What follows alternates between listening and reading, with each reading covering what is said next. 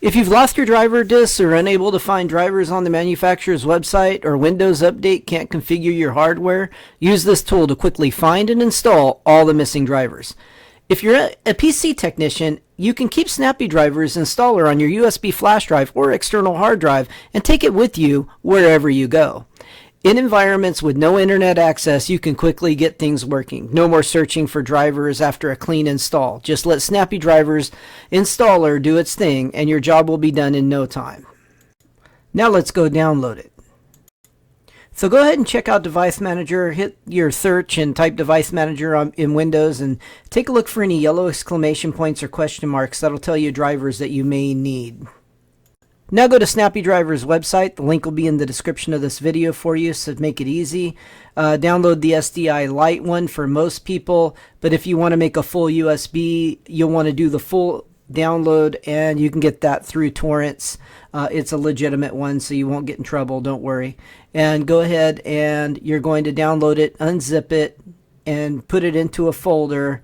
I put it in the downloads folder, and made a folder for it called Snappy Drivers, but you can actually put it wherever you'd like. You can put it on your C drive, you can put it on a flash drive, etc. Whatever you prefer.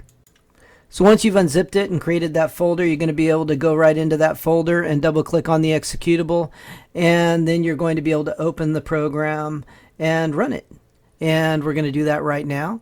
It's very easy. We're going to download a network driver, and then we're going to do a network speed test to make sure the network driver actually completely installed, because this computer does need an update. The 2.5 gig Ethernet driver is not quite doing 100% the job. It's not getting 2 gig up and down, not working completely, and this is going to be a good example of how you can go ahead and update that driver. So when you get in, you can do the index and just do for this PC, and that's what most people are going to want to do. If you're a technician, however, you want to download everything and put it on a flash drive, and that way you've got all the drivers available to you. It is quite big, and it will take some time for that to happen, so make sure you've allotted a lot of time for that. Now it's populating what drivers are needed, and we're going to go ahead and select that Ethernet driver, and we're going to go ahead and click the install button up in the top, the green button, and just let it do its thing. It's going to download and it's going to install the driver. You don't have to do anything. Super simple and easy. So, let the download go. Some downloads will be longer than others. You may have to give it quite a bit of time depending on your internet speed and the size of the download. So be patient. Let it go ahead and download and do the install. Once the install is done, you're going to be able to close it down and the driver is done. It's updated. That's all you have to do. It's pretty easy, isn't it? But we're going to go ahead and go to Google, and we're going to go ahead and do a speed test on this as well. Now let's go to Google and type in speed test, and we're going to go to Ookla, common speed test site.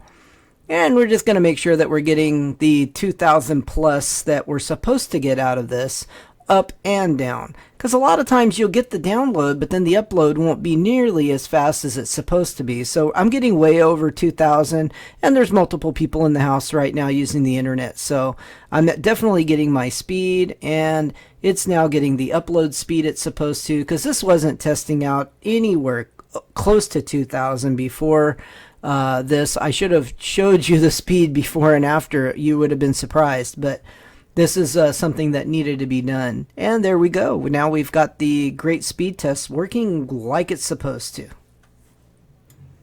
So I hope this video was useful to you. If it was, let me know in the comment section. Let me know what was useful about it. And if you like this video, hit a thumbs up and subscribe to the channel for more useful tips like these. This was Mr. On Demand, man with the master plan. Stick with me and get it for free. See you in the next video. Bye-bye.